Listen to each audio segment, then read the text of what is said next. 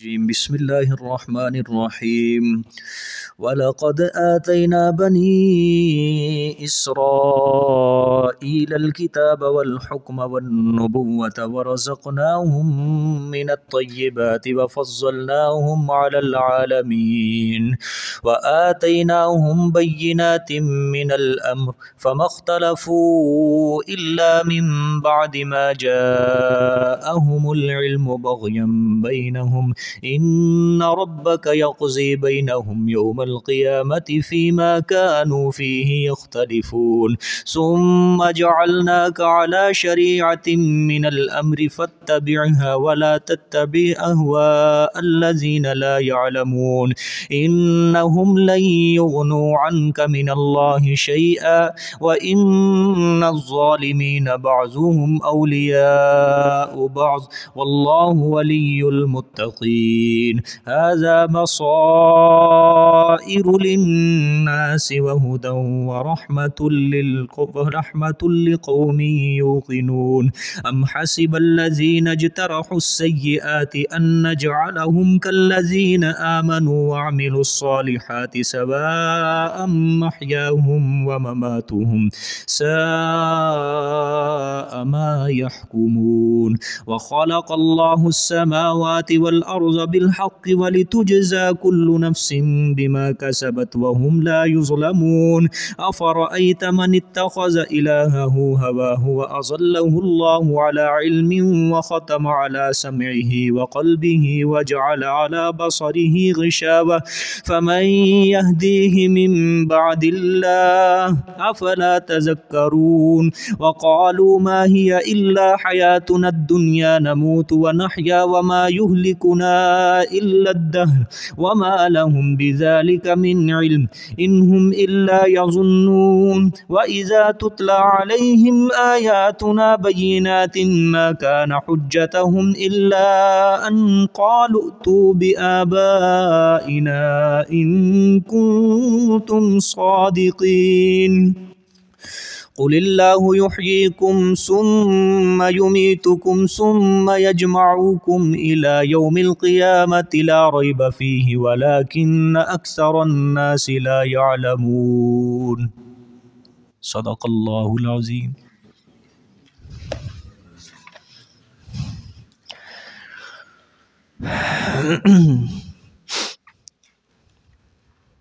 گزشتہ سبق میں دوسری عقلی دلیل بیان ہوئی جس میں اللہ پاک نے سمندروں کے بارے میں ذکر فرمایا کہ سمندر کو ہم نے تمہارے تابع کیا، یعنی تم اس میں کشتیاں چلاتے ہو، رزق تلاش کرتے ہو۔ پھر اللہ پاک نے ایمان والوں کو مخاطب کیا، پھر آخر میں قانون ذکر کیا، جس نے کوئی نیک عمل کیا اس نے اپنے نفس کے نفع کے لیے، اور جس نے کوئی برا کام کیا اس کا وبال اسی کے اوپر ہوگا۔ پھر کل قیامت کو تم اپنے رب کی طرف سب لوٹائے جاؤ گے۔ اور جہاں سے آج کا سبق شروع ہو رہا ہے یہ دلیل نقلی ہے۔ بنی اسرائیل کے بارے میں اللہ ذکر فرمائیں گے۔ اللہ پاک فرمائیں کہ ہم نے تورات میں بھی یہی حکم دیا تھا کہ میرے سوا کوئی کارساز نہیں ہے، کوئی دعاؤں کا سننے والا نہیں ہے، لیکن حضرت موسیٰ علیہ السلام کے بعد علماء سوء نے، برے علماء نے اس توحید والے مسئلے کے اندر اختلاف ڈال دیا۔ ترجمہ دیکھیں، نقلی دلیل ہے جی، ایک ہی دلیل ہے اس صورت کے اندر نقلی، باقی 5 عقلی دلیلیں ہیں۔ وَلَقَدْ آتَيْنَا بَنِي إِسْرَائِيلَ الْكِتَابَ وَالْحُكْمَ وَالنُّبُوَّةَ وَرَزَقْنَاهُمْ مِنَ الطَّيِّبَاتِ وَفَضَّلْنَاهُمْ عَلَى الْعَالَمِينَ، اور البتہ تحقیق عطا فرمائی ہم نے بنی اسرائیل کو کتاب، کتاب سے مراد تورات ہے، والحکم اور حکومت، حکمہ سے معنی یہاں کیا کرنا ہے؟ حکومت۔ آپ کے کیا لکھا ہے جی؟ حکم سے مراد یہی ہے، سلطنت، حکومت۔ والنبوۃ اور نبوت، ورزقناہم من الطیبات اور ہم نے رزق دیا ان کو پاکیزہ چیزوں سے، طیبات پاکیزہ چیزوں سے، وفضلناہم علی العالمین اور فضیلت عطا فرمائی ہم نے ان کو اوپر جہان والوں کے، ٹھیک ہے۔ پھر دیکھ لیں آگے بھی دیکھ لیں، وَآتَيْنَاهُمْ بَيِّنَاتٍ مِّنَ الْأَمْرِ، اور عطا فرمایا ہم نے ان کو دلائل دین سے، من الامر عطا فرمائے ہم نے ان کو دلائل دین سے، فَمَا اخْتَلَفُوا إِلَّا مِن بَعْدِ مَا جَاءَهُمُ الْعِلْمُ، پس نہیں اختلاف کیا انہوں نے مگر بعد جو آ گیا ان کے پاس علم، یعنی علم آ گیا، تورات آ گئی، اس کے بعد ظالموں نے کیا ڈال دیا؟ اختلاف ڈال دیا، بغیم بینہم، اور اختلاف انہوں نے کیوں ڈالا؟ بوجہ ضد کے درمیان ان کے، بوجہ ضد پڑ جانے درمیان ان کے، یعنی کہ پتہ ہی نہیں تھا بلکہ ضد کی بنیاد پر انہوں نے اختلاف ڈال دیا۔ اب اللہ پاک یہاں سے دیکھے بنی اسرائیل کے بارے میں فرمایا کہ کتاب بھی دی، حکومت بھی دی، نبوت بھی دی، کتاب دی، حکومت دی، نبوت دی، رزق دیا، فضیلت دی، کتنی چیزیں ہیں جی؟ کتاب 1، حکم 2، نبوت 3، رزق 4، فضیلت 5، آگے آتیناہم بینات 6 اللہ پاک نے یہاں پہ ان کے خصوصیات بیان فرمائی ہیں، 6 خصوصیات۔ کتاب سے مراد تورات دی۔ اچھا، یہ سلطنت بنی اسرائیل کے اندر رہی ہے، حکومت جسے نبوت بھی رہی ہے، ٹھیک ہے، وہ کس طرح؟ یہ حضرت یعقوب علیہ السلام کے کتنے بیٹے تھے جی؟ اچھا، ان میں سے رأیت احد عشر کوکبا والشمس والقمر رأیتهم لی ساجدین، رأیت احد عشر، میں نے دیکھا 11 ستاروں کو، والشمس والقمر، اور سورج اور چاند کو۔ حضرت یوسف کے 11 بھائی تھے، احد عشرہ عربی کے اندر کس کو کہتے ہیں؟ 11 کو، اور 12ویں خود تھے، سمجھ آئی؟ 11 بھائی تھے اور 12ویں خود تھے۔ بنیامین تھا ایک یوسف علیہ السلام تھے، باقی 10۔ اب ہوا کیا، حضرت یوسف علیہ السلام کی نسل میں سے انبیاء آئے تھے، اور باقی جو بنیامین کے علاوہ باقی 10 بچتے ہیں، ان کی نسل میں اللہ تعالیٰ نے سلطنت رکھی تھی، اور جو بنیامین تھا اس کی نسل میں اللہ نے فقر رکھا تھا۔ سمجھ لو بات، 12 بھائی، حضرت یوسف کی نسل میں اللہ نے کیا رکھی؟ نبوت رکھی تھی، اور بنیامین کی نسل میں فقر، اور 10 جو بھائی تھے باقی ان کی نسل میں سلطنت رکھی، ٹھیک ہے۔ یہ بنیامین کا شاید میں آپ کو پہلے بھی بتا چکا ہوں، سورۃ بقرہ کے اندر ایک واقعہ آتا ہے طالوت اور جالوت کا۔ طالوت جو تھا کہ بنی اسرائیل نے کہا تھا کہ اے اللہ ہمارے لیے کوئی جہاد کا سپہ سالار مقرر فرما، تو اللہ پاک نے طالوت کو مقرر کیا۔ جالوت ظالم بادشاہ تھا، ان سے جہاد کرنا تھا، اور طالوت کو اللہ پاک نے سپہ سالار مقرر کر دیا، امیر مقرر کر دیا۔ بنی اسرائیل نے کہا نہ اس کے پاس دولت ہے، نہ اس کے پاس پیسہ ہے، نہ اس کے پاس طاقت ہے، تو یہ کیسے ہمارے ساتھ سپہ سالار بننے کی طاقت اس کے اندر ہے ہی نہیں، وہ چیزیں ہے ہی نہیں۔ یعنی فقر تھا، یہ طالوت جو تھا بنیامین کی اولاد میں سے تھا یہ، ٹھیک ہے جی، اس کی اولاد میں اللہ پاک نے فقر رکھا تھا۔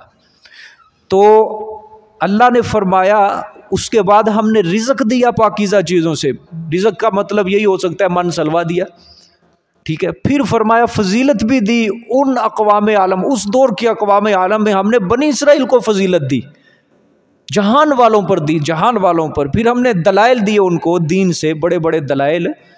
اللہ نے فرمایا چاہیے تو یہ تھا کہ ہماری کتاب کے مطابق قانون کو نافذ کرتے، تورات کتاب دی تھی، سلطنت کو اس کتاب کے مطابق کیا کرتے؟ قائم کرتے، اللہ کے قانون کو دنیا میں نافذ کرتے، رزق دیا۔ ان ساری چیزوں کا تقاضا یہ تھا کہ وہ دین اسلام کے تحت چلتے، لیکن بے ایمانوں نے کیا ڈال دیا؟ بعد میں اختلاف ڈال دیا توحید والے مسئلے میں، جس طرح آج امت مسلمہ کے اندر یہ چیز رائج ہے۔ کتاب بھی ہے، سلطنت بھی اللہ پاک نے دی ہے امت مسلمہ کو، ٹھیک ہے، نبی بھیجا ہے، تو رزق بھی اللہ تعالیٰ نے پاکیزہ چیزوں سے عطا کیا، فضیلت بھی اللہ پاک نے بنی اسرائیل سے بڑھ کر دی ہے، ٹھیک ہے۔ لیکن پھر بھی کیا ڈال دیا ہے؟ اختلاف ڈال دیا ہے توحید والے مسئلے کے اندر۔ بغیم بینہم، اللہ پاک نے فرمایا وہ اختلاف یوں ہی نہیں کہ پتہ نہیں تھا، جان بوجھ کر اختلاف ڈالا، ضد و عناد کے اوپر مبنی تھا، صرف دنیا کمانے کے لیے، نذرانے، ہدیے، تحفے کمانے کے لیے ہمارے حق کے اوپر کیا ڈال دیا؟ پردہ ڈال دیا۔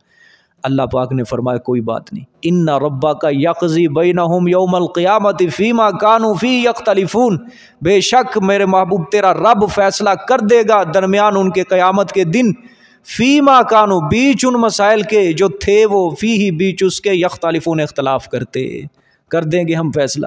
مرنے کے بعد آئیں گے نا ہمارے پاس، جب قیامت والا دن ہوگا میدان محشر میں سب اکٹھے ہوں گے، ہم بتا دیں گے کہ کون حق پر تھا اور کون باطل پر تھا۔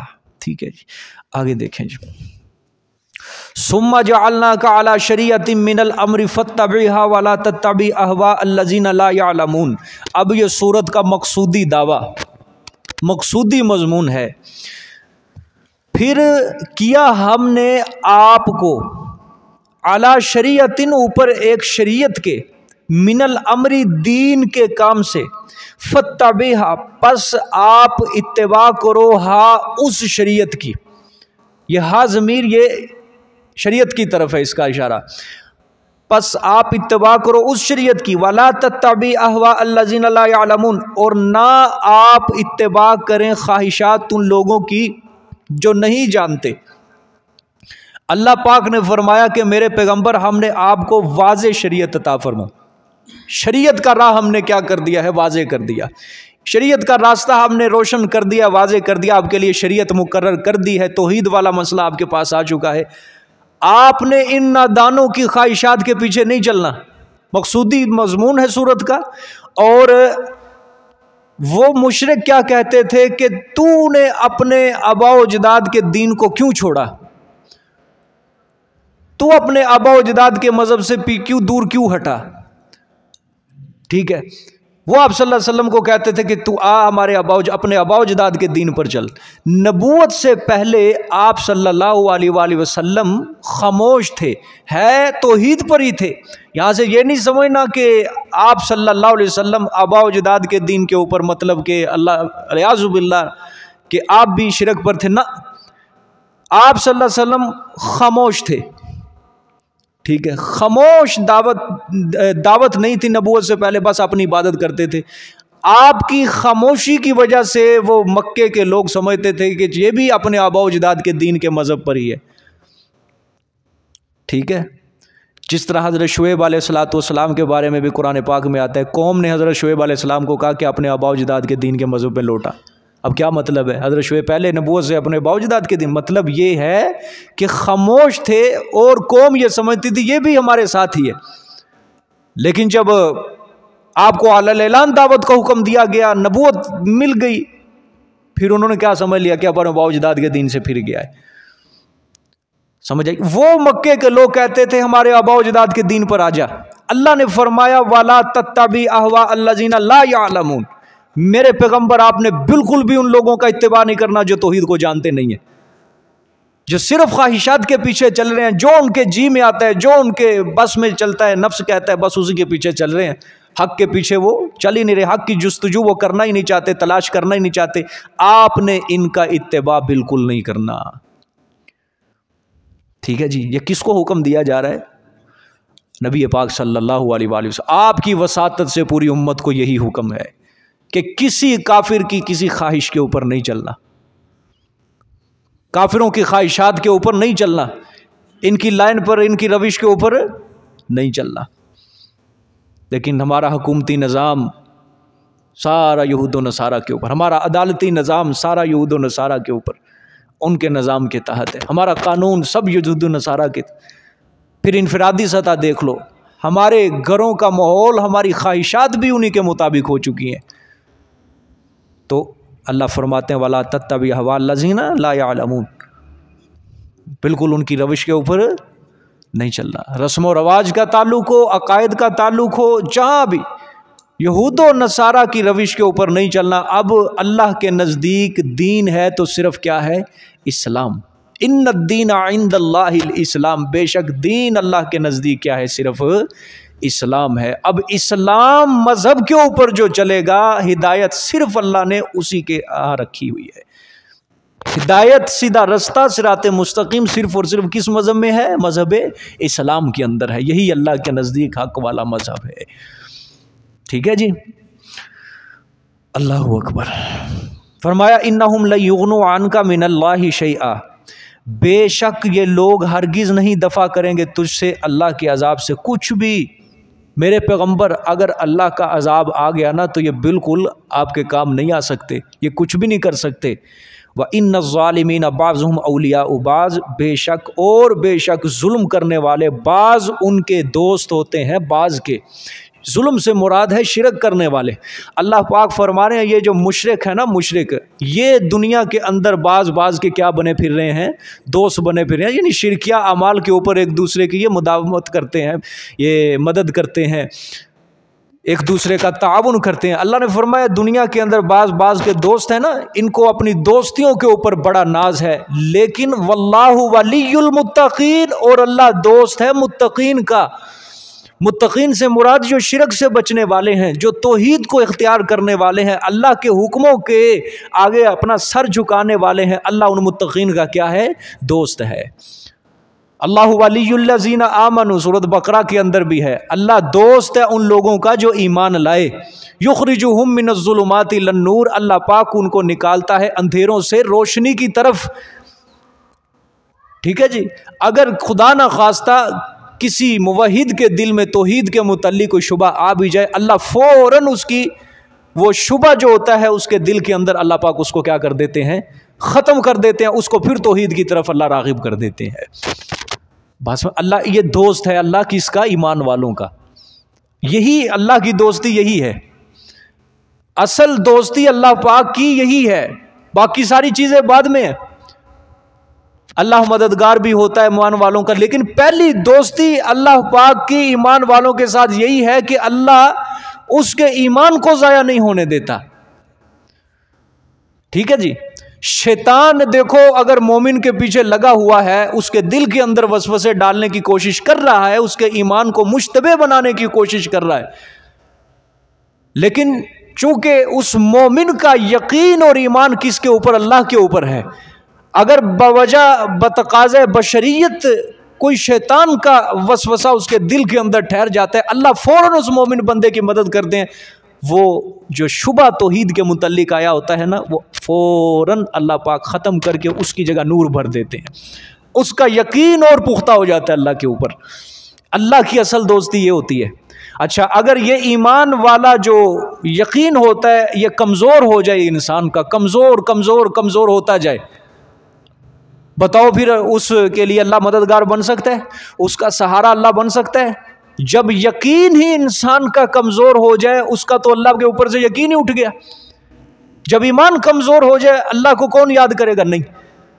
جب مومن کا ایمان پختہ ہو، مضبوط ہو، اللہ کے اوپر یقین اس کا پورا ہو، تو پھر اس کے بعد اللہ پاک اس کی مدد فرماتے ہیں، اس کو دنیا میں ذلیل نہیں ہونے دیتے، اس کو دنیا میں خوار نہیں ہونے دیتے، ہر جگہ پہ اللہ پاک اس کو شر سے بچاتے رہتے ہیں۔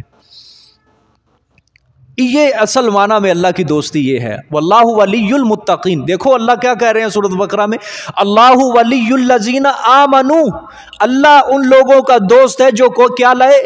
ایمان لائے۔ یخرجہم من الظلمات الی النور، کیا دوستی ہے اللہ پاک کی؟ کیا دوستی ہے کہ اللہ پاک نکالتا ہے ان کو اندھیروں سے روشنی کی طرف۔ بسا اوقات پھر وہ مومن اگر کسی دنیاوی معاملے میں پھنس جاتا ہے، اگر دنیاوی معاملے میں اس کے مستقبل کے لیے کوئی مصیبت رکھی ہوئی ہے، کوئی پریشانی ہے، اللہ پاک اس کو کیا کر دیتے ہیں؟ ختم کر دیتے ہیں، اس کو شر سے بچا لیتے ہیں۔ ٹھیک ہے جی، صحابہ اکرام کا ایمان پختہ تھا، آپ صلی اللہ علیہ وسلم کا ایمان پختہ تھا، یقین پختہ تھا۔ غزوہ بدر کے اندر اللہ پاک ایمان والوں کا کیا بنے؟ مددگار بنے۔ وجہ کیا تھی؟ ایمان کیا تھا؟ مضبوط تھا۔ اگر ایمان نہ ہوتا، کمزور ہوتا، تو اللہ مدد بھی نہ کرتا۔ ٹھیک ہے جی، تو یہ جو دوست ہوتے ہیں جو برائی کے اوپر جن کی دوستی ہوتی ہے، برائی کے اوپر مبنی جن کی دوستی ہوتی ہے، اللہ فرماتے ہیں یہ دوست دنیا کی حد تک ہے، لیکن الاخلاء یومئذ بعضهم بعض علی بعض عدو، آج تو دنیا میں دوستیاں ہیں لیکن کل قیامت والے دن ایک دوسرے کے کیا ہوں گے؟ دشمن ہوں گے۔ الا المتقین، لیکن متقی ایک دوسرے کے دشمن نہیں ہوں گے، وہ کیا ہوں گے؟ دوست ہوں گے۔ بات سمجھ میں آ گئی؟ واللہ ولی المتقین، اور اللہ دوست ہے، کارساز ہے کن کا؟ متقین۔ اور یقینی بات ہے اللہ پاک اپنے بندے کو جو متقی ہو، صحیح معنوں میں متبع سنت، متقی پرہیزگار، اللہ دنیا میں اس کو ذلیل اور رسوا نہیں ہونے دیتے کبھی بھی۔ ہزار لوگ بھی اگر اس کے مخالف چلیں، اس کے خلاف تدبیریں کریں، سازشیں کریں، اللہ اس کو ذرہ برابر نقصان نہیں پہنچنے دیتے۔ تاریخ بڑی بڑی ہے۔ آپ صلی اللہ علیہ وسلم مکہ مکرمہ میں 13 سال رہے، کتنی سازشیں ہوئی آپ کے خلاف، قتل کرنے کی، آپ کو مارنے کی، نقصان پہنچانے کی، کچھ بھی نہیں بگاڑ سکے آپ صلی اللہ علیہ وسلم کا۔ اسلام کو مغلوب کر دیا؟ نہیں کیا۔ اسلام دن بہ دن بڑھتا گیا، غالب ہوتا گیا، ان کی ساری تدبیروں کو اللہ پاک نے خاک میں ملا دیا۔ پیچھے آیا نا صورت کے اندر، میرے پیغمبر اگر یہ آپ کو نقصان پہنچانے کی کوشش کر رہے ہیں نا، یہ ہرگز اپنی تدبیر میں کامیاب نہیں ہو سکتے، ہم ان کی ساری تدبیروں کو ہم نے بھی ارادہ کر لیا خاک کے اندر ملا کے رکھ دیں گے، اور وہی ہوا۔ باطل جو ہوتا ہے، باطل یہ ہمیشہ کے لیے نہیں ہوتا، جھوٹ جو ہوتا ہے یہ ہمیشہ کے لیے نہیں ہوتا۔ یہ بس جس طرح اللہ پاک قرآن پاک میں ایک مثال کے ذریعے سمجھاتے ہیں، دریا کے اوپر تنکا ہوتا ہے نا، تنکا وہ بہہ رہا ہوتا ہے، باطل بس اسی طرح کے کہ ایک وقت ہوتا ہے حق کے اوپر غالب ہوتا ہے باطل، ایک وقت ہوتا ہے حق کے اوپر کیا ہوتا ہے؟ غالب ہوتا ہے باطل، اور حق مغلوب ہوتا ہے۔ اور مثال اللہ پاک دیتے ہیں کہ یہ جو باطل کی مثال ہے نا، یہ اسی طرح ہے جس طرح پانی کے اوپر کیا بہہ رہا ہے؟ تنکا، کہ کچھ دنوں کے لیے وہ کیا ہے؟ اوپر اوپر ہی ہے، لیکن ایک وقت آئے گا اس کا نام و نشان ہی آگے جا کے ختم ہو جائے گا، اور پیچھے کیا رہ جاتا ہے؟ وہ جھاگ جو ہوتی ہے وہ بھی کیا ہو جاتی ہے؟ ختم ہو جاتی ہے، تنکا بھی ختم ہو جاتا ہے، صرف کیا رہ جاتا ہے؟ صاف شفاف پانی رہ جاتا ہے۔ تو باطل کی مثال بھی یہی ہے کہ کچھ دنوں کے لیے اس کی ٹھاٹ باٹ ہوتی ہے، لیکن ایک وقت آتا ہے یہ ٹھاٹ باٹ ساری ختم ہو جاتی ہے، اللہ خاک میں ملا دیتا ہے، پھر اللہ پاک حق کو غلبہ دیتا ہے۔ تو آج دنیا کے اندر جو چل رہا ہے نا، کہ ایک وقت کے لیے ہے، یہ جو باطل ہے جو سر کھڑا کیے ہوئے ہے، یہ فرعون کی جو گردن اب دوبارہ اٹھ چکی ہے نا، یہ صرف کچھ ہی دیر کے لیے ہے، لیکن ایک وقت آئے گا یہ گردن کے اندر جو سریا ہے اللہ پاک اس کو توڑ مروڑ کے خاک کے اندر اللہ پاک ملا دیں گے، اور حق پھر غالب آ جائے گا، حق پھر غالب آ جائے گا، دین اسلام کا بول بالا ہوگا ہر طرف۔ احادیث شریف کے اندر آتا ہے کوئی بندہ بھی زکوٰۃ لینے والا نہیں رہے گا، ہر طرف خوشحالیاں ہی خوشحالیاں ہو جائیں گی، بدحالیاں ختم ہو جائیں گی، انصاف کا بول بالا ہوگا، اللہ کی سرزمین کے اوپر اسلام کا قانون نافذ ہو جائے گا۔ اللہ ولی المتقین، اللہ دوست ہے کن کا؟ متقین کا۔ پھر فرمایا ھذا بصائر للناس وہدی ورحمۃ لقوم یوقنون، یہ جو کچھ ذکر ہو چکا ہے ذریعہ بصیرت ہے للناس، لوگوں کے لیے، بصائر بصیرت ہے، ذریعہ بصیرت ہے کس کے لیے؟ للناس، لوگوں کے لیے، جو بھی میں نے ذکر کر دیا اللہ نے فرمایا، وہدن اور ہدایت، ورحمتن اور رحمت، تین چیزیں ہیں۔ دیکھو غور کرو، یہ قرآن پاک کا جو بندہ کرتا ہے مطالعہ، قرآن پاک کا جو بندہ کرتا ہے مطالعہ غور و فکر سے، اس کو حاصل ہوتی ہے بصیرت۔ کیا ہوتی ہے؟ بصیرت اور ہدایت بھی۔ علم حاصل ہو گیا، بصیرت حاصل ہوگی، ہدایت حاصل ہوگی، لیکن جب وہ اس کے اوپر کرے گا عمل، اس کے اوپر کیا کرے گا؟ عمل کرے گا، تو پھر یہ قرآن اس کے لیے رحمت بن جائے گا، پھر یہ قرآن کیا بنے گا؟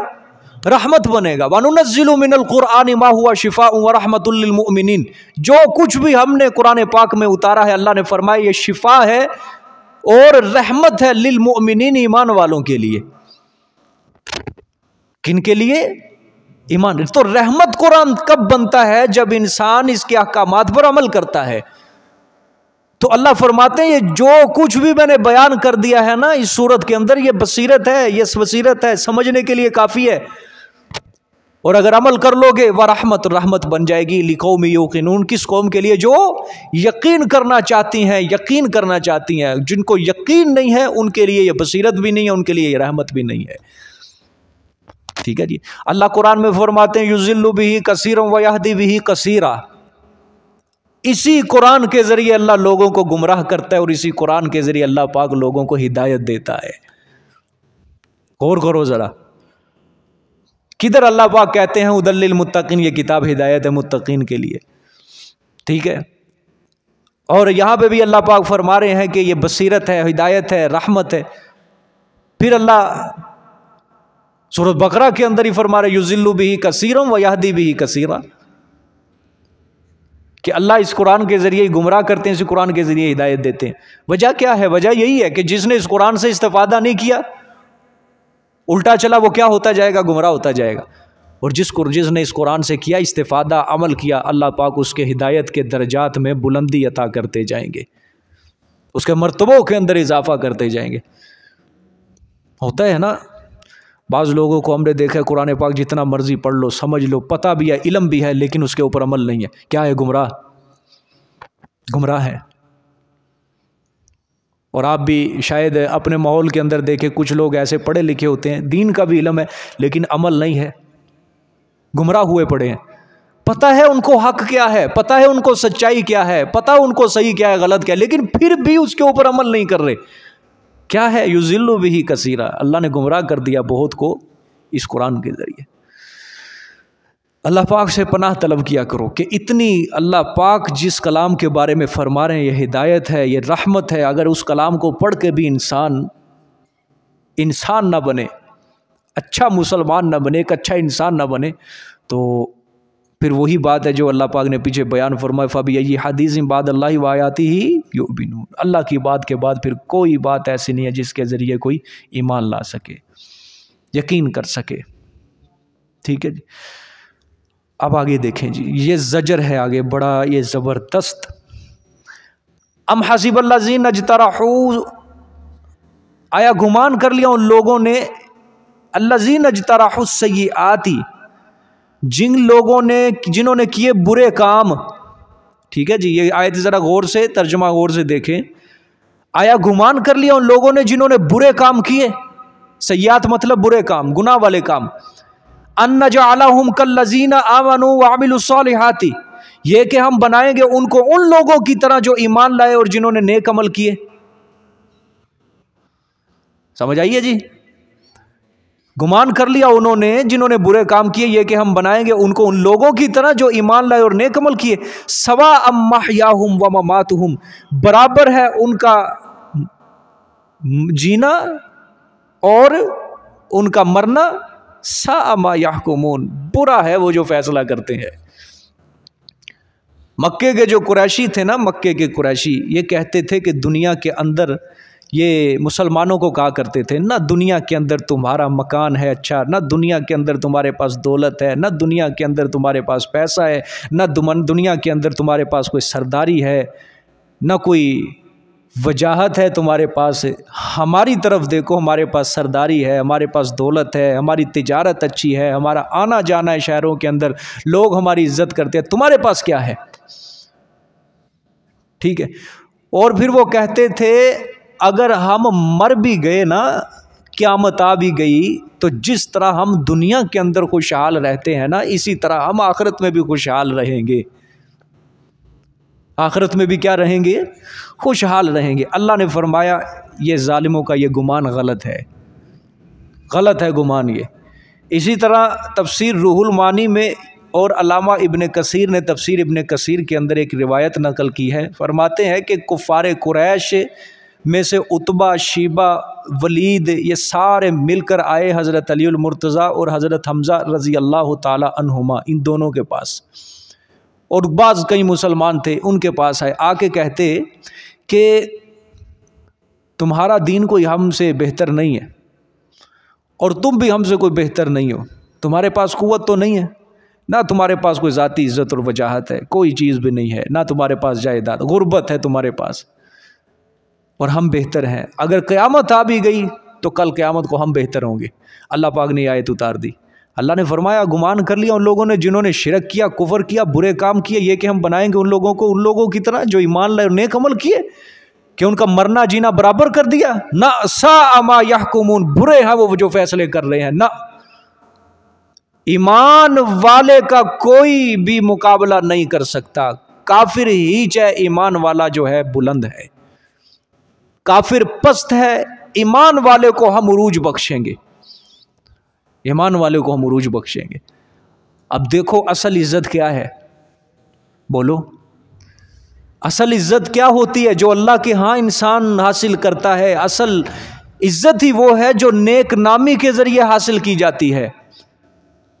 آج بھی آپ اپنے چاروں جانب نظر دوڑاؤ، آپ کو یہی چیز نظر آئے گی، جن کو اللہ نے کچھ زیادہ ہی دے دیا ہے ان کے پاؤں زمین کے اوپر لگتے نہیں ہیں، بلکہ اس زمین کو بھی وہ اپنے لیے برا سمجھتے ہیں، خیالات اونچے ہیں کہ ہمارے پاؤں کے نیچے فرش بھی سونے کا ہونا چاہیے، اور انہوں نے گمان یہی کیا ہوا ہے کہ اللہ پاک ہم سے بڑا راضی ہے کہ دنیا کے اندر جس نے اتنا دے دیا آخرت کے اندر بھی دے گا۔ انہوں نے یہ گمان بنائے ہوئے ہیں، یقین پختہ کیے ہوئے ہیں کہ یہ جو دولت آج ہمیں مل رہی ہے یہ اس کا مطلب یہی ہے کہ اللہ ہم سے راضی ہے، اللہ ہم سے راضی، چاہے دین نہ ہو، اسلام نام کی ایک چیز نہیں ہے، سود، رشوت، نافرمانی، بے حیائی، فحاشی، عریانی اس کی طرف ہے، لیکن دولت کے اوپر ناز ہے کہ اللہ نے ہمارے اوپر بڑا کرم کیا ہے کہ جس طرح اللہ نے دنیا کے اندر دیا اللہ ہم سے خوش ہے، آخرت میں بھی اللہ ہمیں دے گا اسی طرح۔ یہ گمان ہے لوگوں کا، لیکن جو متقی ہوتے ہیں، پرہیزگار ہوتے ہیں، نمازی ہوتے ہیں، جن کے چہرے کے اوپر سنت رسول ہوتی ہے، وہ لوگ ان کو کیا کہتے ہیں؟ گالیاں نکالتے ہیں، ہیچ سمجھتے ہیں، برا سمجھتے ہیں،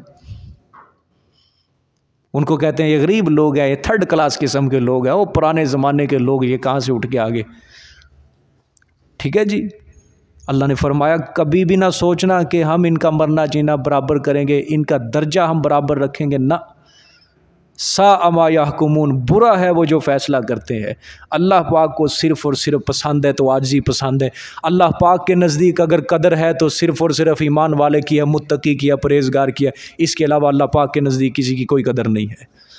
دیکھ لو جی قرآن پاک خود اللہ پاک فرما رہے ہیں برابر ہے ان کا جینا و مماتہم، اور ان کا مرنا، اللہ پاک نے فرمایا کبھی نہیں، ساء ما یحکمون، برا ہے وہ جو فیصلہ کرتے ہیں۔ ٹھیک ہے جی، آج پاکستان کے اندر مدارس کو ختم کرنے کی باتیں کی جاتی ہیں، علماء کو ختم کرنے کی باتیں کی جاتی ہیں، چھوٹے چھوٹے بچے جو قرآن پاک کے 30 پارے اپنے سینوں میں محفوظ کرتے ہیں ان کو ختم کرنے کی سازشیں کی جا رہی ہیں۔ ان کے متعلق کہا جاتا ہے یہ مدارس سے جاہل لوگ بنا کے قوم کو برباد کر رہے ہیں، جاہل لوگ بنا کے مدارس سے نکال رہے ہیں، قوم ترقی نہیں کر رہی، قوم ترقی نہیں کر رہی۔ ہمارے پاکستان کی ترقی کے اندر یہ جو علماء ہیں، یہ مولوی حضرات ہیں، یہ رکاوٹ بنے ہوئے ہیں۔ ترقی کی کہا ہے اس ملک نے؟ پہلے تو یہ ثابت کرو نا، سمجھ آئیے؟ ترقی کی کہا ہے اس نے؟ 75 سال ہو گئے اس ملک کو بنے ہوئے، کوئی ترقی ہے اس میں؟ شروع سے لے کر اب تک سٹیپ بائی سٹیپ، درجہ بدرجہ حالات بدتر سے بدتر، بدتر سے بدتر ہوتے جا رہے ہیں، پیچھے کو آیا ہی نہیں ہے۔ جو بھی آتا ہے کوئی سیاستدان وہ بھی لٹیرا ہی، لٹیرا لٹیرا، سب سے بڑا لٹیرا، وہ کھا کے چلا جاتا ہے، پیچھے عوام کہتی ہے یہ چور ہے، یہ چور ہے، یہ چور ہے، اگلا آتا ہے اس کے پیچھے لڑتے ہیں، ایک پارٹی ہو جاتی ہے وہ کہتی ہے نہیں جی نہیں یہ بھی کرپشن کر رہا ہے، اور دوسری پارٹی کہتی ہے نہیں جی نہیں دیکھو تسی اگے اگے چل دے، دیکھو حالات سیٹ ہو گے۔ جب وہ اتر جاتا ہے 5 سال پورے ہو جاتے ہیں، لوگ کہتے ہیں وہی چور ٹھگ گا ملک دا پیسہ لے گیا، پھر اگلا آتا ہے پھر اس کے بارے میں یہی کہنے۔ بس یہی کشمکش کے اندر عوام لگی ہوئی ہے، اسی کے اندر ہم انہی خیالات کے اندر انشاءاللہ ہم مر جائیں گے، کوئی چیز ہمیں حاصل نہیں ہوگی، یہ برباد کر دیں گے ہمیں۔ ترقی کہاں کی ہے اس ملک نے؟ کہاں کی ہے ترقی؟ آج تک اس ملک کی حکومت کس نے سنبھالی ہے؟ مولوی نے، پینٹ پتلون ڈالنے والے نے، کلین شیپ نے، کالج یونیورسٹی کے آدمی نے، پڑھے ہوئے نے، علماء نے تو نہیں سنبھالی۔ وہ تو اپنا کام کر رہے ہیں الحمدللہ، ترقی کے اوپر جا رہے ہیں، اللہ کا شکر۔ آئے سال مدارس سے ہزاروں سینکڑوں علماء فارغ ہو رہے ہیں، لاکھوں کی تعداد میں بچے قرآن پاک حفظ پڑھ کے فارغ ہو رہے ہیں۔ ترقی تو ان کی ہے، تمہاری ترقی کہاں؟ تم جو قوم کو رستہ دینا چاہتے ہو، تمہارے جو کالج یا یونیورسٹی ہیں ان کے اندر ماحول جا کے دیکھو، سب کو پتہ ہے آپ کو، فحاشی و ریانی عام ہے، لڑکے لڑکیوں کا اختلاط برائی سمجھا جا رہا ہے اس کو، بے پردگی، بے نمازی بنا دیا تم نے قوم کو، دین سے دور کر دیا تم نے قوم کو، ان کے دلوں میں تم نے یہ چراغ، یہ روشنی تک نہیں چھوڑی کہ ان کا رشتہ محمد صلی اللہ علیہ وسلم سے ہے یا نہیں ہے۔ کس طرف وہ قوم جانا چاہتی ہے، کس طرف وہ بچے جانا چاہتے ہیں، قوم کو برباد تو ان لوگوں نے کیا ہے۔ علماء تو آج تک یہی سمجھا رہے ہیں کہ بھئی اللہ ہے، رسول ہے، یہ دنیا فانی ہے، کچھ نہیں ہے، آجو دین کی طرف، وہ تو یہ سمجھا رہے ہیں۔ رکاوٹ تو تم لوگ بنے اسلام کی ترقی کے اندر۔ ایک طرف ملک ہوتا ہے، دوسری طرف اسلام ہوتا ہے۔ کہنا یہ چاہیے تھا اسلام کی ترقی کے اندر رکاوٹ کون بن رہا ہے۔ اگر اسلام کو ترقی ہوتی تو ملک بھی ترقی کے اوپر چلا جاتا۔ یاد کر لو بات، چونکہ ترقی نہیں انہوں نے اسلام کو دی، نہیں اسلام کے قانون کو آگے رکھا، تو ملک کیا ہو گیا؟ تباہ ہو گیا۔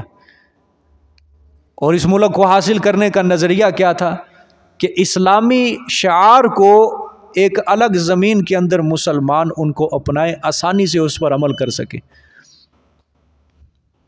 تو کیا دیا ہم نے قوم کو مستقبل؟ ہم نے سنوارا یا بگاڑا؟ کون ذمہ دار ہے اس کا؟ علماء ہیں یا یہ جو بیٹھا ہے کرسیوں کے اوپر، تخت کے اوپر طبقہ بیٹھا ہے، یہ لوگ ہیں؟ تو اللہ پاک فرما رہے ہیں ایمان والوں کو ہم کبھی بھی کافروں کو ان کے برابر درجہ نہیں دیں گے۔ جنہوں نے ہمارے اسلام کی مخالفت کی، ہمارے دین کی مخالفت کی، بالکل متقی کے بدلے یہ برابر ہو ہی نہیں سکتا۔ ساء ما یحکمون، برا ہے وہ جو فیصلہ کرتے ہیں۔ ایک دور وہ بھی تھا، اچھے لوگ اس جہان کا اقتدار سنبھالے ہوئے تھے۔ آپ صلی اللہ علیہ وآلہ وسلم نے ایک اسلامی سلطنت کو قائم کیا، اس کے بعد یہ اقتدار کس کے پاس آیا تھا؟ ابو بکر صدیق رضی اللہ تعالیٰ عنہ کے پاس۔ پھر اس کے بعد یہ اقتدار کس کے پاس آیا؟ عمر فاروق رضی اللہ تعالیٰ عنہ کے پاس۔ اسلام پروان چڑھا یا نہیں؟ اسلام کو عزت ملی، اسلام کو وجاہت ملی، بلندی ملی، عروج ملا۔ وجہ کیا تھی؟ مسلمان خوشحالی کی زندگی گزار رہے تھے، کوئی مصیبت، کوئی پریشانی، کوئی چوری، کوئی ڈکیٹی، کوئی زنا، کوئی فحاشی و ریانی، کوئی چیز نہیں تھی۔ ریزن اسلام تھا، قوانین اسلام کے نافذ تھے۔ تو یاد کر لو یہ بات، یاد کر لو، جب تک اس سرزمین کے اوپر اسلام نافذ نہیں ہوگا، تب تک خوشحالیاں اگر ہمارے پاس آئیں تو یہ ہماری بھول ہے۔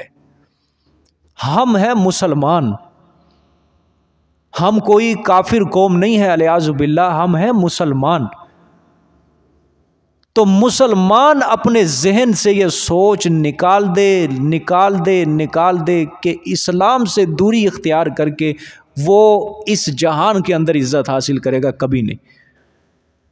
اگر دنیا کی حد تک اگر مسلمان عزت حاصل کرنا چاہتے ہیں، دنیا کی حد تک، تو پھر اس کو اسلام سے نکلنا پڑے گا، اس مذہب کو اس کو ایک داغ مفارقت دینا پڑے گا، مل جائے گی، جائے کافروں کے اندر، یورپ کنٹری کے اندر چلا جائے، دنیا کی حد تک جو عزت لینی ہے لے لے، لیکن ایمان نہیں ہوگا اس کے پاس، توحید نہیں ہوگی، اعمال صالحہ نہیں ہوں گے اس کے پاس۔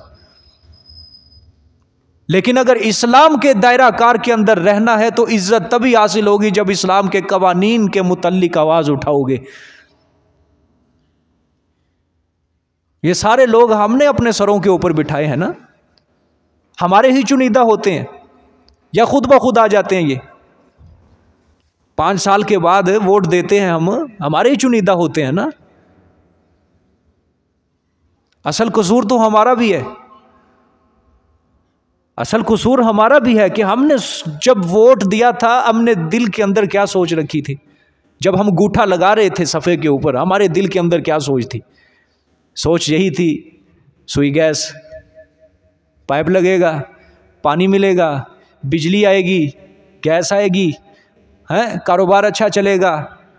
یہ ہمارے دلوں میں سوچ تھی، دنیا تھی ہمارے دلوں میں۔ اسلام تھا، دین تھا، قوانین تھے اسلام کے۔ جو اسلام ہمارا رسوا ہو رہا ہے، یہ دلوں کے اندر سوچ تھی؟ نہیں تھی، ہمارے چنیدہ ہے، ہمارے چنیدہ ہے۔ اگر ہم دینی سوچ رکھ کے ان کو چنتے نا تو آج یہ ملک کے حالات نہ ہوتے۔ رکھی دنیاوی سوچ ہے تو اللہ قرآن میں کیا فرماتے ہیں؟ جس نے دنیا کی سوچ رکھی میں نے اس کو چھوڑنا، برباد کر دوں گا، رسوا کر دوں گا۔ سمجھ آ گئی جی بات؟ سب سے پہلے عوام کا ذہن یہی بدلنا پڑے گا کہ اپنے ذہنوں کو بدلو۔ جب تم ووٹ دیتے ہو یہ امانت ہوتی ہے، اس امانت کو تم اچھے لوگوں کے سپرد کیا کرو، اچھے لوگوں کے سپرد کیا کرو۔ یہ تو انگریز 200 سال سے جب گیا ہے یہاں سے، اس سرزمین سے، یہ بدبخت ایک زہر چھوڑ گیا ہمارے درمیان۔ یہ صدارت، یہ وزیر اعظم، یہ فلانا وزیر، یہ فلانا وزیر، وگرنہ اسلام کے اندر کیا تھا؟ یہ چیز تو نہیں تھی۔ اسلام تو ہمیں خلافت کا نظام دے کے گیا ہے، بادشاہت کا نظام اسلام نے ہمیں نہیں دیا، صدارت کا نظام یہ اسلام نے ہمیں نہیں دیا۔ اسلام نے ہمیں کیا نظام دیا ہے؟ بولو، خلافت کا۔ سمجھ آ گئی ہے؟ توڑ پھوڑ دیا ہے مسلمانوں کی اجتماعیت کو۔ کوئی کسی ملک کے اندر بیٹھ گیا مسلمان، کوئی کسی ملک کے اندر، کوئی کسی ملک کے اندر، کوئی اکٹھے ہو ہی نہیں سکتے، ہو ہی نہیں سکتے۔ خلافت برپا کرنا ناممکن ہو چکا ہے۔ خلافت کیا ہوتی ہے؟ کہ پوری روئے زمین کے اوپر جہاں بھی مسلمان سانس لے رہے ہیں، ایک خلیفہ کے تحت انہوں نے رہ کے کام چلانا ہے اپنا۔ ایک خلیفہ کے تحت رہ کے، خلیفہ جو حکم دے گا وہی حکم رائج ہوگا۔ یہ خلافت ہوتی ہے۔ اس میں کیا ہے؟ تمام مسلمان پوری روئے زمین پہ کیا ہیں؟ کٹھے ہیں، کٹھے ہیں۔ ہاں گورنر بن جائیں گے، کوئی کسی ملک کا، کوئی کسی جگہ کا، کوئی کسی جگہ، لیکن وہ گورنر بھی کس کے تحت ہوں گے؟ خلیفہ کے تحت ہوں گے۔ حضرت عمر رضی اللہ تعالیٰ عنہ جب کسی خلیفہ کے متعلق، گورنر کے متعلق پتہ چلتا تھا کہ یہ نماز کی پابندی میں سستی کر رہا ہے، نماز کی پابندی نہیں اختیار کرتا، حضرت عمر اس کو فوراً معزول کر دیتے تھے، ہٹا دیتے تھے عہدے سے۔ فرمایا کہ جب تم اللہ کے حق صحیح طریقے سے ادا نہیں کر رہے تو تم مخلوق کے حق کس طرح ادا کر سکتے ہو؟ وہ بڑے شہنشاہ، وہ بڑا بادشاہ کائنات کا، اس کے حقوق ادا کرنے میں تم پابندی نہیں کر رہے، مخلوق کا حق تم کس طرح ادا کر سکتے ہو؟ لرزتے تھے حضرت عمر رضی اللہ تعالیٰ عنہ، کامتے تھے کہ اگر میری دور خلافت میں، میری حکومت میں اگر کوئی دریائے نیل کے قریب کوئی کتا بھی پیاسا مر گیا، عمر سے اس کا بھی سوال ہونا ہے۔ لرزتے تھے، یہ سوچ دل میں رکھ کے کانپ جاتے تھے۔ تو ہمیں اپنی سوچ بدلنی ہوگی کہ ہم نے کون سے رستے پہ چل کے ان لوگوں کو اختیار کیا ہے۔ اچھا ہمارے لوگوں کا یہ بھی ایک بری عادت ہے، ہر کسی کو پتہ ہے فلانا چور ہے، فلانا چور ہے، فلانا چور، پھر اسی کو لے آتے ہیں، پھر اسی کو لے آتے ہیں۔ پورے 5 سال جس کی حکومت چلے گی، اگلے 5 سال گالیاں نکالیں گے پچھلی حکومت، یہ چور ہیں، یہ ڈکیٹ ہیں، یہ ہیں۔ وہ 5 سال گزر، اگلے 5 سال پھر اسی کی حکومت آ جاتی ہے۔ ہم تو عقل مند نہیں ہیں نا، ہمیں عقل مند ہونا چاہیے۔ بس اسی کشمکش کے اندر ہم رہیں گے، بس یہ حسرتیں لے کے ہم قبر کے اندر چلے جائیں گے، بس یہی ہمارا انجام ہے۔ بس اسلام کو اپنے گلے سے لگاؤ، عزت حاصل کرنی ہے نا تو اسلام کو تمہیں ماننا پڑے گا، اسی قانون کو تمہیں اوپر لانا پڑے گا۔ تو اللہ نے فرمایا ساء ما یحکمون، برا ہے وہ جو فیصلہ کرتے ہیں۔ پھر آگے اللہ پاک نے اب تیسری عقلی دلیل بیان فرمائی ہے، وَخَلَقَ اللَّهُ السَّمَاوَاتِ وَالْأَرْضَ بِالْحَقِّ وَلِتُجْزَىٰ كُلُّ نَفْسٍ بِمَا كَسَبَتْ وَهُمْ لَا يُظْلَمُونَ، اور پیدا کیا اللہ نے آسمانوں کو اور زمینوں کو بالحق کے ساتھ، حق کے، وَلِتُجْزَىٰ كُلُّ نَفْسٍ بِمَا كَسَبَتْ، اور تاکہ بدلہ دیا جائے ہر نفس بسبب اس کے جو اس نے کمایا، وَهُمْ لَا يُظْلَمُونَ، اور وہ نہیں ظلم کیے جائیں گے۔ تیسری عقلی دلیل ہے جی، اللہ پاک نے فرمایا زمین و آسمان کو میں نے حق کے ساتھ پیدا کیا۔ 2 چیزیں اللہ پاک نے بیان فرمائی کہ میں نے زمین و آسمان کو جو پیدا کیا، 2 مقصد ہیں۔ کتنے مقصد ہیں؟ 2 مقصد ہے۔ پہلا مقصد یہ ہے اظہار حق کے لیے بنایا، میری قدرت کے نمونے واضح ہوں، میری قدرت کے نمونے واضح ہوں۔ دوسرا مقصد لوگ اس کائنات کے اندر رہ کے اچھے اعمال کریں، اعمال کریں، اچھے کریں، برے کریں۔ اچھے عمل کریں گے اچھا بدلہ ملے گا، برے عمل کریں گے برا بدلہ ملے گا۔ وَهُمْ لَا يُظْلَمُونَ، ذرہ برابر ظلم نہیں کیے جائیں گے۔ یہ اچھے اعمال والوں کے لیے بھی ہے وَهُمْ لَا يُظْلَمُونَ، اور برے اعمال والوں کے لیے بھی ہے وَهُمْ لَا يُظْلَمُونَ۔ اچھے اعمال والوں کے لیے کیا ہے کہ ان کے اوپر ظلم نہیں کریں گے، کہ ان کی نیکی ہم نکال کے کسی دوسرے کو نہیں دیں گے یا ان کا مرتبہ کم کر دیا، ٹھیک ہے جی۔ اسی طرح جس نے برے عمل کیے، اللہ پاک نے فرمایا جتنے برے عمل ہوں گے سزا صرف اتنی ملے گی، اس سے زیادہ نہیں، ٹھیک ہے جی۔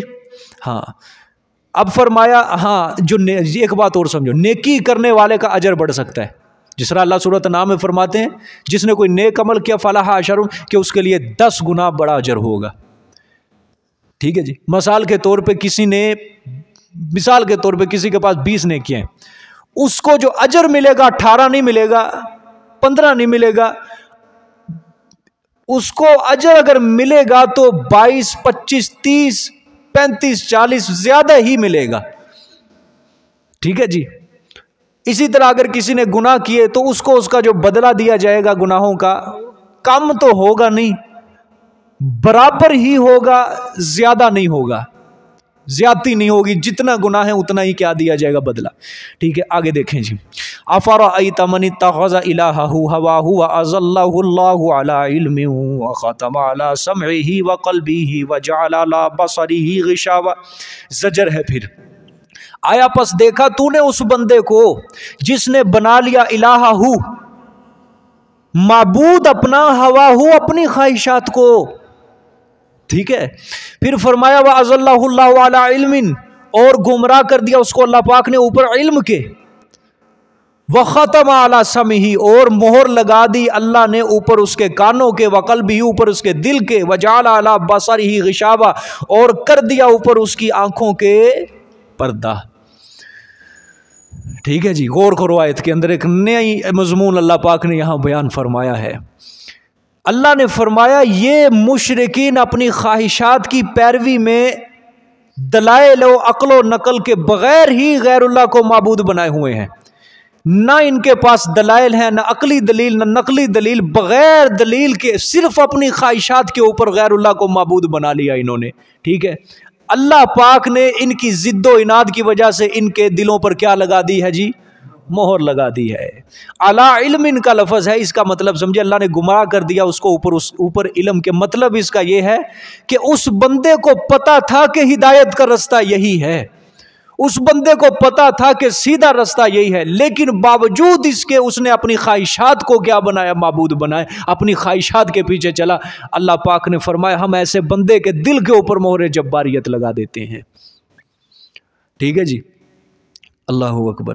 اب دیکھیں آپ اس آیت کے اندر ذرا غور کرنا ہے۔ اللہ فرماتے ہیں اپنی خواہشات کو اپنا کیا بنایا ہے؟ معبود بنایا ہے۔ کوئی کافر بھی اس کائنات کے اندر ایسا نہیں ہے جو زبان سے یہ کہے کہ میں اپنی خواہشات کو اپنا معبود بناتا ہوں، ہے جی؟ نہیں ہے نا، کہ کوئی کافر کہے کہ میں اپنی خواہشات کو کیا بناتا ہوں؟ معبود بناتا ہوں۔ اللہ پاک نے یہ کیوں فرمایا کہ اپنی خواہشات کو اس نے کیا بنایا ہے؟ معبود بنایا ہے۔ اللہ اس کو پھر کیا کر دیتا ہے؟ گمراہ کر دیتا ہے۔ یہاں قرآن نے صاف واضح انداز میں بیان کر دیا ہے کہ عبادت جو ہے در حقیقت یہی اطاعت کا نام ہے۔ عبادت کیا ہے؟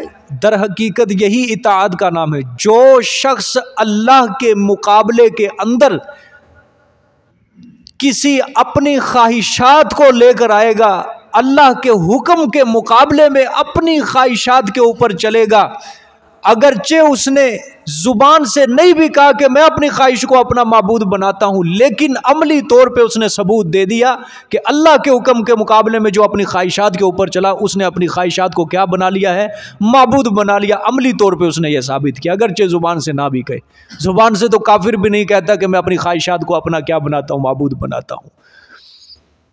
ٹھیک ہے جی، اللہ پاک معاف فرمائے۔ یہ جو نفس کی خواہش ہوتی ہے، اللہ قرآن کے اندر اس کے بھی بہت زیادہ قرآن پاک نے اس کی خلاف ورزی کی ہے کہ یہ چیز جو ہے ٹھیک نہیں ہے۔ حضور صلی اللہ علیہ وسلم نے فرمایا، حضرت شداد بن اوس رضی اللہ تعالیٰ عنہ فرماتے ہیں کہ آپ صلی اللہ علیہ وسلم نے فرمایا کہ دانش مند شخص وہ ہے جو اپنے نفس کو قابو میں رکھے اور موت کے بعد کے لیے وہ اعمال اپنے اکٹھے کرے۔ عقل مند شخص کی علامت، دانش مند شخص وہ ہے جو نفس کو اپنے قابو میں رکھے اور موت کے بعد جو اس کو عمل کام آئیں گے اس کو کیا کرے؟ وہ اکٹھا کرے، ذخیرہ کرے۔ نفس کو قابو میں رکھے مطلب اپنے نفس کی خواہشات کے پیچھے نہ چلے، اپنے نفس کی خواہشات کے پیچھے نہ چلے۔ جو نفس کہہ رہے اس کو نہیں ماننا، بلکہ جو اللہ کہہ رہا ہے اس کو ماننا ہے۔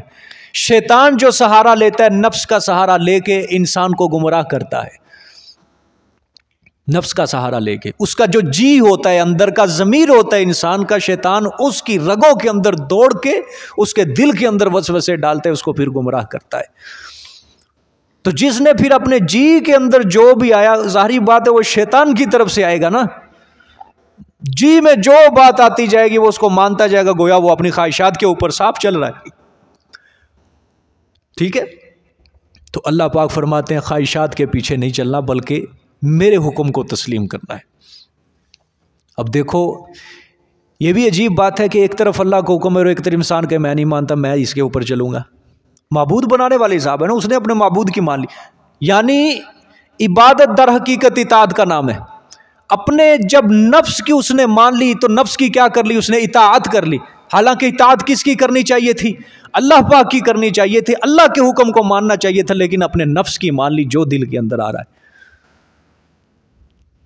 یہ جو نفس ہے نا، نفس بزرگان دین خانقاہوں کے اندر اس کو مارنے کی سب سے بڑی کوشش کرتے ہیں۔ یہ انسان کا نفس نہیں جلدی مرتا، اسی کو مارنے کے لیے بزرگان دین جو ان کی خانقاہوں کے اندر لوگ آیا کرتے تھے، ان سے وہ بڑے بڑے وظائف کروایا کرتے تھے، ان کو نفس کو مارنے کے لیے بڑے بڑے ان سے کام کروانے،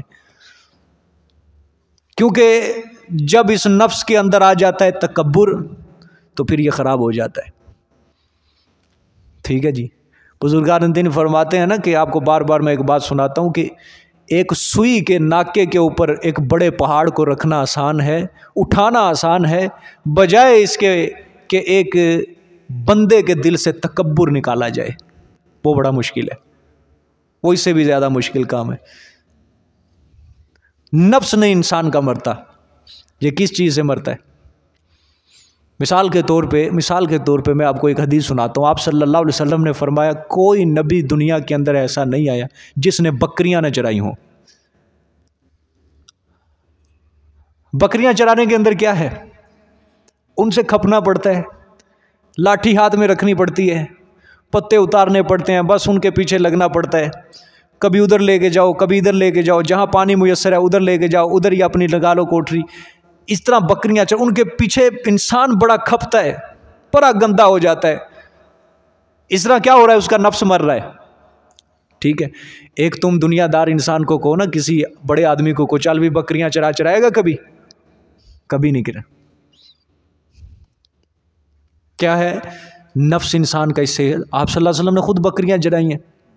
نبوت سے پہلے آپ صلی اللہ علیہ وسلم بھی بکریاں چرایا کرتے تھے. اور حضرت موسیٰ علیہ السلام کے چرانے کا تو خود قرآن میں ذکر ہے. اللہ نے پوچھا نا یہ لاٹھی یہ تیرے دائیں ہاتھ میں کیا ہے؟ وما تلک بیمینک یا موسیٰ، آپ کے دائیں ہاتھ میں کیا ہے؟ حضرت نے جواب دیا، عرض کیا کہ قال ہی عصائی، یا اللہ یہ میری لاٹھی ہے، اتوکل علیہا، میں اس کے ذریعے ٹیک لگاتا ہوں، واحش بہا علی غنمی، اور میں اس کے ذریعے اپنی بکریوں پر پتوں کو جھاڑتا ہوں، والی فیہا مآرب اخری، اور میرے اور دوسرے بڑے کام ہیں اس کے اندر. ہر نبی نے کیا چرائی ہیں؟ بکریاں چرائی ہیں. تو سب سے زیادہ، اور اللہ پاک کی طرف سے ہی اس کی فطرت کے اندر رکھا جاتا تھا، کیونکہ آنے والے وقت میں اس نبی کے اوپر اللہ پاک نے ایک بہت بڑی ذمہ داری ڈالنی تھی. اور ظاہری بات ہے اس ذمہ داری کے اندر صرف اور صرف عاجزی ہی عاجزی تھی، صبر کا مظاہرہ تھا. جو آج بھی آپ دیکھ لو جو بکریاں چرانے والا ہے اس کے اندر صبر بڑا ہوگا. کیونکہ مشقت کرنے کا وہ عادی بن چکا ہے، بوجھ کو اٹھانے کا وہ عادی بن چکا ہے. آپ جا کے پوچھ لو یہ بھینس رکھنے والے ہیں یا بکریاں رکھنے والے ہیں، یا جس نے بھینس اور بکریاں دونوں رکھی ہوئی ہیں نا، ان سے پوچھنا جا کے کہ بھئی ان دونوں میں، بھینس اور بکری میں، گدھے میں، ان سارے جانوروں میں کس چیز کو سنبھالنا زیادہ مشکل ہے؟ آپ کو وہ بتائے گا بکریوں کو سنبھالنا بڑا مشکل ہے. کبھی کیا جی کسی نے یہ ایسا کام؟ کبھی بھینسیں رکھی ہوں یا بکریاں رکھی ہوں؟ جی بکریاں چرانا مشکل ہے نا زیادہ، اس کو سنبھالنا مشکل ہے. سمجھ وجہ کیا ہے؟ بوجھ، مشقت، یہ چیز برداشت. نخرہ ہے ان کے اندر بڑا، بھینس کے اندر نخرہ نہیں ہے، بکرے کے اندر بڑا نخرہ ہے. سمجھ آ گئی جی بات؟ اس وجہ سے اللہ پاک نے اپنے ہر نبی سے کیا چرائیں؟ بکریاں. کیوں؟ نفس اندر سے ختم، خواہش کبھی کوئی دل کے اندر جنم ہی نہ لے اپنی خواہش کے مطابق، بلکہ صرف اور صرف کیا ہو؟ اللہ کا حکم ہو، اللہ کا حکم، جو بھی ہو اللہ کا حکم. بات سمجھ میں آئی ہے کہ نہیں؟ تو یہ خانقاہیں جو آج آباد ہیں، اس کے اندر 40 دن ایک چار دیواری کے اندر رہنا پڑتا ہے. وہاں سے جب وہ 40 دن کے بعد نکلتا ہے، پورا انسان کا بچہ بن کے نکلتا ہے. وہ تبلیغ کے اندر جانا 40 دن کے لیے، 4 مہینے کے لیے چلے جاؤ، ہم گارنٹی نہیں دے سکتے کہ وہ انسان بن کے آئے، لیکن خانقاہ کے اندر میں گارنٹی دے رہا ہوں 40 دن رہے گا، انسان بن کے باہر نکلے گا. خانقاہ کے اندر ہے کسی کا تعلق کسی خانقاہ کے ساتھ؟ جی آپ کا ہے ماشاءاللہ رفیق بھائی، پوچھو ان سے. وہاں کیا ہے؟ نفس کے خلاف انسان کو چلایا جاتا ہے. تبلیغ کے اندر جو انسان نکلتا ہے 40 دن کے لیے یا 4 مہینے کے لیے، وہاں یہ چیز کم ہے. لیکن وہاں جو اللہ کا ولی بیٹھا ہوتا ہے، بزرگ بیٹھا ہوتا ہے، اس نے نفس کو، جب انسان کا نفس مر گیا تو سمجھو اللہ کی اطاعت، رسول کی اطاعت فوراً اس کے دل کے اندر آ جائے گی. ذکر و اذکار، وظائف، واش روموں کو دھونا، صفائی کروانا، سب سے بڑا خانقاہ کے اندر جو کیا جاتا ہے وہ خدمت، دسترخوان لگانا، اٹھانا، برتن دھونا، اٹھانا، صاف کرنا، یہ خدمت. اسی خدمت کی وجہ سے انسان اونچا مرتبہ پا لیتا ہے. مولانا حسین احمد مدنی رحمۃ اللہ علیہ بہت بڑے بزرگ ہوئے ہیں ہندوستان کے. اللہ پاک نے ان کو بڑا مقام دیا، مرتبہ دیا. انگریز کے خلاف انہوں نے آواز اٹھائی تھی. انگریز نے ان کے خلاف آرڈر دے دیا تھا، حکم جاری کر دیا کہ حسین احمد کو پھانسی پہ لٹکا دو. حضرت نے اپنے تھیلے کے اندر سے کفن نکال کے سر پہ رکھا کہ یہ لو حسین احمد کو تم پھانسی کا آرڈر دیتے ہو، یہ لو میں اپنا کفن اپنے ساتھ لے کے آیا ہوں. یہ اللہ نے ان کو اتنا مقام دیا. کس طرح؟ مدرسہ تھا جو ان کا، جہاں پڑھاتے تھے. سردیوں کا جب دن تھے، سردیوں کے دن رات کو طالب علموں کے لیے لوٹے کے اندر پانی ڈال کے اس کو گرم کیا کرتے تھے. کس طرح؟ اپنے پیٹ کے ساتھ رکھ رکھ کے راتوں کو، اللہ کا دین پڑھنے والے بچوں کے لیے. اور پرانے دور ہوتے تھے، پرانے دور قضائے حاجت کے لیے مدرسے کے قریب ہی کوئی جگہ علیحدہ بنی ہوتی تھی. راتوں کو سارے اللہ کا دین پڑھنے والے بچوں کے لیے استاد ہو کے استاد بھی پھر یہ نہیں چھوٹی موٹی کلاس کا استاد، بھی حدیث کا استاد، شیخ الحدیث ہو کے، شیخ التفسیر ہو کے، رات کو بچے جو اللہ کا دین پڑھنے ان کا پخانہ اٹھا کے دور پھینک کے آنا تاکہ اللہ کا دین پڑھنے والوں کے لیے مشکل پیش نہ آئے. پورے مدرسے کے بچے حیران ہوتے تھے کہ یہ سارا غلاظت نجاست جاتی کدھر ہے. لیکن ایک بار طالب علم نے جو چھپ کے دیکھا ہمارے استاد محترم یہ کام سارے انجام دے رہے ہیں، استاد نے بچوں کو سمجھایا میرا یہ راز فاش نہ کرنا، میرے مرنے کے بعد کر دینا. اللہ انہی کو بلند مقام دیتا ہے جو اپنے نفس کو مارتے ہیں. قرآن میں بھی اللہ پاک فرماتا ہے نا کہ اپنے نفس کے خلاف مجاہدہ کرو، اس کے خلاف جہاد کرو. اس کو بھی مجاہدہ قرار دیا گیا ہے. سمجھ آئی ہے کہ نہیں؟ ہاں، جو نفس کہتا ہے اس کے پیچھے نہیں چلنا، بلکہ جو اللہ اور اس کا رسول کہتا ہے اس کے پیچھے چلنا ہے. روزہ رکھ کے انسان کا نفس مرتا ہے یا نہیں؟ روزہ رکھ کے کیوں؟ صبح سے لے کر شام تک بھوکا پیاسا رہنا ہے اس نے. رمضان کے اندر گناہ کم ہو جاتے ہیں انسان بنسبت عام دنوں کے. ہر انسان گناہوں کا پتلا ہے، ہوتے رہتے ہیں زندگی کے اندر. لیکن دوسرے ایام کی بنسبت رمضان میں گناہ کیا ہو رہے ہیں؟ کم ہو رہے ہیں. وجہ اللہ کے لیے جب اس نے ایک حکم کے اوپر عمل کر لیا، بھوکا پیاسا رہ پڑا، ٹھیک ہے، گناہ کم ہو گئے، گناہوں کی نفرت دل کے اندر آ گئی، اللہ کی محبت آ گئی. نماز پڑھ رہا ہے، ٹائم پہ آ رہا ہے، فجر پڑھ رہا ہے، ظہر پڑھ رہا ہے، عصر پڑھ رہا ہے، مغرب عشاء، روزہ رکھ رہا ہے، افطاری سحری. وجہ نفس مر جاتا ہے انسان کا، نفس مر جاتا ہے انسان کا. تو اس چیز کے اوپر محنت کرو عزیز دوستو، نفس کی اصلاح. اور یہ بھی یاد رکھنا کہ نفس جو ہوتا ہے نا، اس کی اصلاح جو ہوتی ہے، یہ ایک عالی شان بستر کے اوپر بیٹھ کے کھانا پکا پکایا سامنے آ رہا ہے، ٹھیک ہے، اعلیٰ ترین قسم کی ڈشیں سامنے آ رہی ہیں، اس طرح بھی نفس نہیں مرتا. ایئر کنڈیشن لگا ہوا ہے، کوئی پرواہ نہیں ہے، اس طرح بھی نفس نہیں مرتا کبھی نہیں. ایک امام تھے بہت بڑے، مجھے نام نہیں یاد، وہ عجیب مجاہدہ کرتے تھے نفس کے خلاف. ان کا اگر دل کرتا میں چھاؤں میں بیٹھوں، وہ دھوپ میں آ کے کھڑے ہو جاتے تھے. نفس چاہتا تھا کہ ٹھنڈا پانی پیوں، لیکن وہ گرم پی لیتے تھے. کہ جو نفس کہہ رہا ہے اس کے مخالف چلنا ہے، بس اس کی نہیں ماننی. سمجھ آ گئی کہ جی؟ ہاں، میں اسی لیے آپ کو کہتا ہوں کسی اللہ والے کے ساتھ اپنا تعلق رکھو. اس دور کے اندر بڑی ضرورت ہے کسی اللہ والے کے ساتھ اپنا تعلق بناؤ، اس کے سامنے اپنے روزمرہ زندگی کے کام رکھو، اعمال رکھو، پھر وہ آپ کو ایک اچھا رستہ دے. ضروری ہے ایک اچھی صحبت اختیار کرو. دیکھو یہ آپ صلی اللہ علیہ وسلم کی خدمت کے اندر صحابہ بیٹھتے تھے، کیا ہوتا تھا؟ آئے دن روز ان کو ایک نئی سے نئی بات ملتی رہتی تھی، تعلق تھا ان کا بڑا مضبوط. پھر صحابہ کی خدمت میں کون بیٹھے؟ تابعین بیٹھے. یہ چیزیں انسان کو صحبت سے حاصل ہوتی ہیں جب انسان اچھی نیک صحبت اختیار کرتا ہے. سمجھ آ گئی جی؟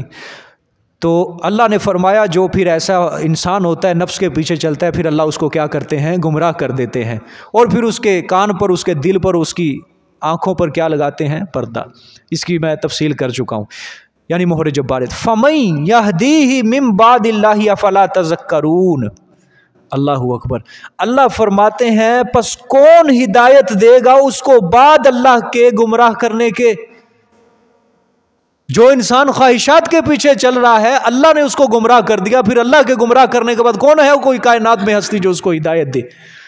کوئی نہیں ہے، کہ جس نے اپنی خواہش کو ہی اپنا معبود بنا لیا۔ اور یقین کرو آج بھی آپ اس کا تجربہ کر لو، جس انسان نے اپنی خواہشات کو ہی اپنا سب کچھ بنایا ہے، جب اللہ نے اس کو گمراہ کر دیا، پھر جو مرضی اس کو سمجھا لو جتنا مرضی، وہ کبھی نہیں سمجھے گا۔ کیوں ہے؟ ختم علی سمعہ وقلبہ وجعل علی بصرہ غشاوہ۔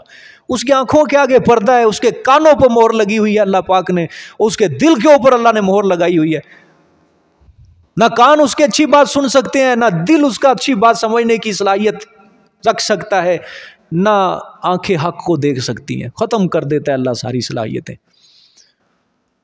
پھر وہ جو مرضی ہو، نماز پڑھے، جو مرضی کرے، نماز پڑھ رہا ہے لیکن اس کا دھیان کہیں اور ہے، اس کا دل نہیں لگے گا۔ نیک کام کے اندر اس کا کبھی دل نہیں لگے گا، ہمیشہ برائی کے اندر اس کا دل لگے گا، جھوٹ بولنے میں اس کا دل لگے گا، فراڈ کرنے کے اندر دل لگے گا اس کا، نیک کام کے اندر اس کا کبھی دل نہیں لگے گا۔ سمجھ آ گئی جی؟ افلا تذکرون۔ اللہ نے فرمایا آیا پس وہ نئی نصیحت حاصل کرتے؟ تم نصیحت نہیں حاصل کرتے؟ آیا پس نہیں تم نصیحت حاصل کرتے؟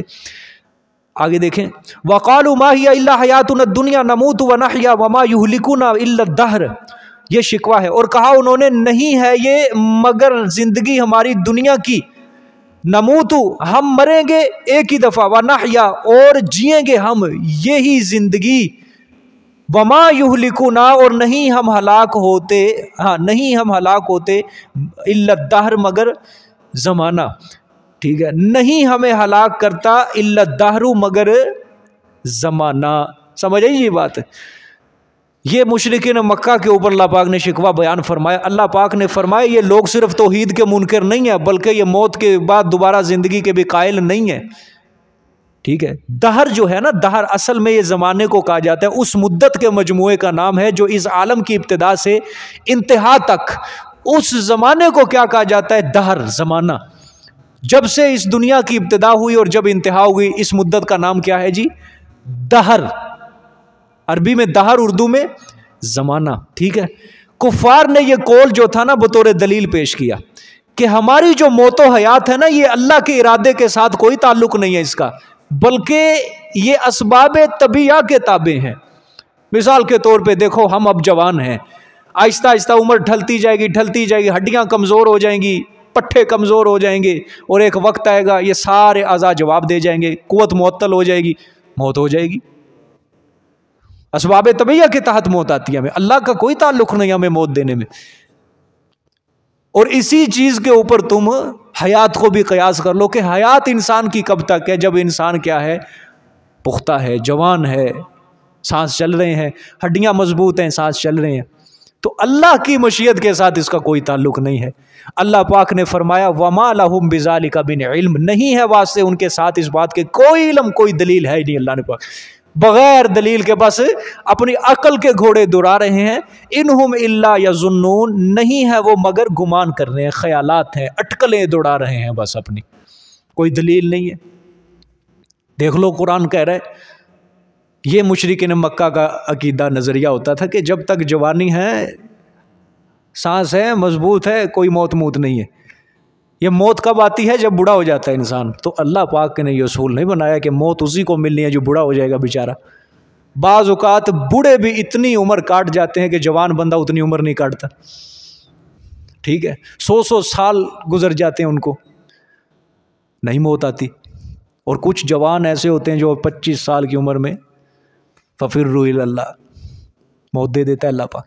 یہ کوئی اصول نہیں ہے، اللہ نے جب وقت طے کیا موت آ جانی ہے اس وقت، ٹھیک ہے۔ آگے دیکھیں، وَإِذَا تُتْلَىٰ عَلَيْهِمْ آيَاتُنَا بَيِّنَاتٍ مَا كَانَ حُجَّتُهُمْ إِلَّا أَن قَالُوا ائْتُونَا بِآبَائِنَا إِن كُنتُمْ صَادِقِينَ۔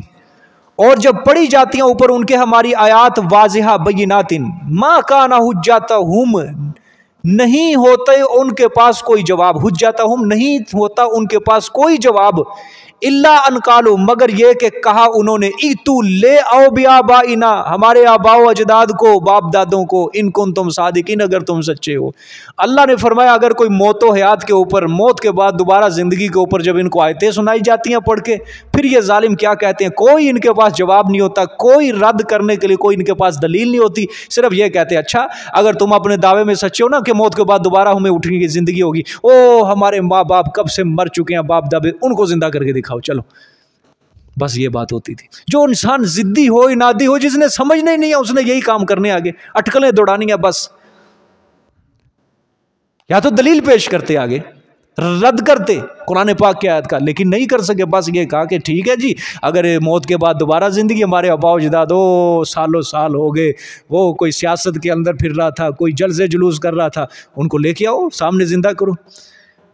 اللہ پاک نے فرمایا قل اللہ یحییکم ثم یمیتکم، فرما دو میرے پیغمبر اللہ ہی تمہیں زندہ رکھتا ہے، اس وقت بھی اللہ ہی زندہ رکھے ہوئے ہے، ثم یمیتکم پھر تمہیں موت بھی وہی دے گا، ٹھیک ہے، ثم یجمعکم الی یوم القیامت پھر جمع کرے گا تم کو طرف قیامت کے، ہاں الی کا معنی فی کرنا ہے، بیچ قیامت میں، ٹھیک ہے، کہ تمہیں جمع کرے گا قیامت والے دن، لا ریب فی، اور اس قیامت کے اندر کوئی شک نہیں ہے، اس قیامت کے آنے کے اندر کوئی شک نہیں ہے، ولیکن اکثر الناس لا یعلمون، اور لیکن اکثر لوگ جانتے نہیں ہیں، وہ قیامت سے کیا ہے، غافل ہیں، بے خبر ہے کہ موت آنی ہے، اس کے بعد بھی پھر حیات ہے، ایک ابدی حیات ہے کہ اس حیات کو ہم اچھا بنا لیں، لوگوں کی اس طرف توجہ نہیں ہے،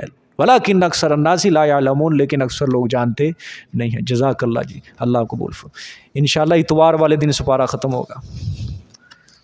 یہ جس بھائی کا بھی نام نہیں ہے وہ نام لکھوا دے۔